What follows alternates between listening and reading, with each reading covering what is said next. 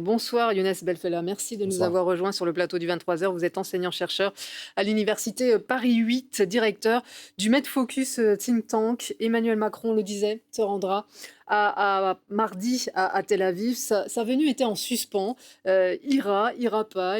Donc il y va finalement. Emmanuel Macron qui a dit qu'il irait s'il obtenait des choses avant d'y aller.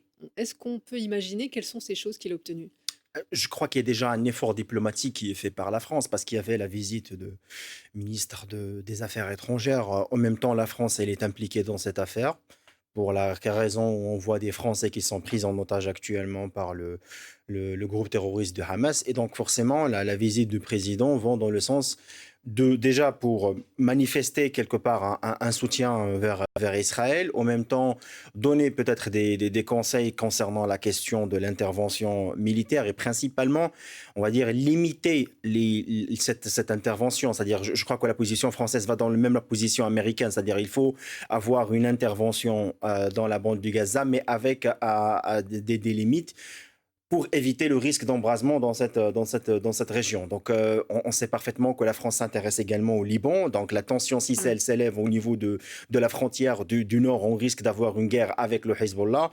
Et qui dit guerre avec le Hezbollah, c'est une guerre quasiment directe entre Israël et l'Iran. Maintenant, malheureusement, ce que je vois aujourd'hui, soit les déclarations militaires ou même les déclarations politiques, je crois qu'on est face quand même à un dialogue de sourds parce que il y a pas de résolution jusqu'aujourd'hui. On attend encore des moments de guerre dans les prochains jours, voire les prochaines semaines.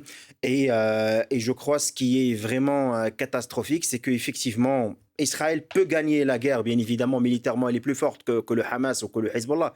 Mais politiquement, elle est en train de perdre parce que ce genre d'organisation est derrière l'Iran, profite de cette situation. Il ne faut pas quand même oublier que la Russie se positionne comme étant On un l'a entendu faiseur de hier. paix quand on entend les déclarations de Vladimir Poutine.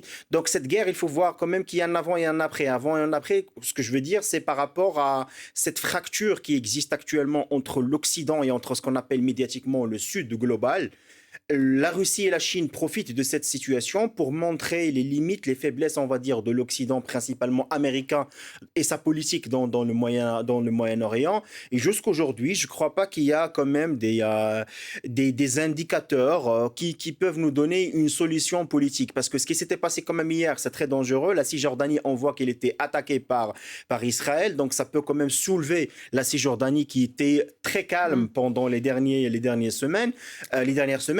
Et en même temps, je vois une position des pays arabes qui est contre la politique israélienne, sachant bien que je parle de la Jordanie ou l'Égypte qui ont des Ça accords de multi normalisation avec les Israël, points rouges s'illuminent de partout clairement. aussi, enfin, voilà. Et il y a également l'Égypte, Israël Oui. qui a reconnu une erreur, une frappe en Égypte, Oui, aujourd'hui. de Sahara du Seigneur, oui. L'Égypte, l'Iran, le La Liban, Jordanie, la oui. Jordanie, la Cisjordanie, c'est l'embrasement?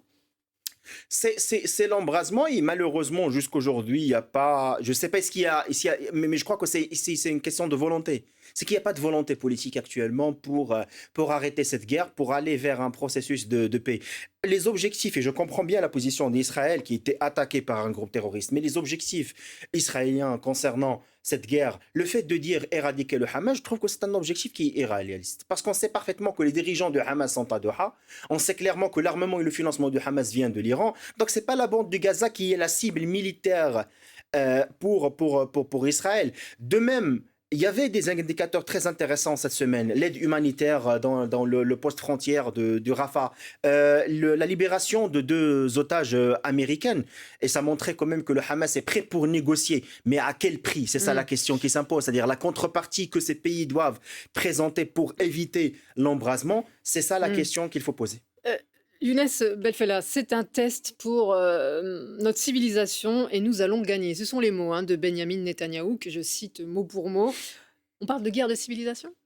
Ah, pour lui, oui, je crois que bah, de toute façon, Benjamin Netanyahu, il est dans une crise politique. Il sait parfaitement que ses jours sont comptés. Il investit dans cette guerre parce qu'il sait parfaitement qu'après la guerre, il y aura une crise politique interne en Israël. Il faut juste lire la presse israélienne, qui est d'ailleurs une presse très libre. Quand je vois Haaretz ou Ma'arif ou d'autres journaux Israël qui sont en train de dire que cette guerre, on l'a déjà perdue. Il faut tourner cette page, il faut voir les prochaines guerres. Et clairement, la position de Benjamin Netanyahu, c'est une position qui est très critique. On sait parfaitement qu'il y avait une division en Israël concernant la réforme judiciaire entre les extrémistes et entre les laïcs. Et là, maintenant, il est en train d'investir bien sûr, avec un dialogue de guerre sur cette question. Mais on n'est pas sur une guerre de civilisation. D'ailleurs, même au niveau du monde arabe, et ça, j'aimerais bien en fait le mentionner, est-ce que vous savez que le mouvement de Hamas est caractérisé dans la majorité des pays arabes comme étant un mouvement terroriste, comme les frères musulmans d'ailleurs, parce que c'est une branche des frères musulmans.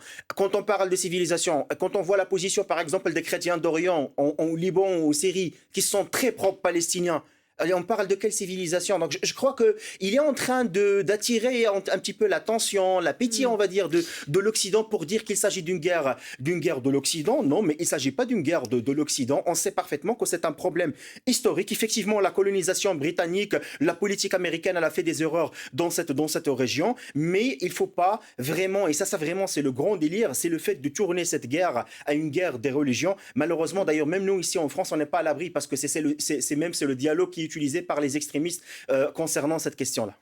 Merci beaucoup pour votre analyse, Je vous en prie. Younes Belfella. Je rappelle, vous êtes enseignant-chercheur à l'université Paris 8 et directeur du MedFocus Think Tank. Merci Je vous en beaucoup prie de pour m'avoir cette écouté. analyse.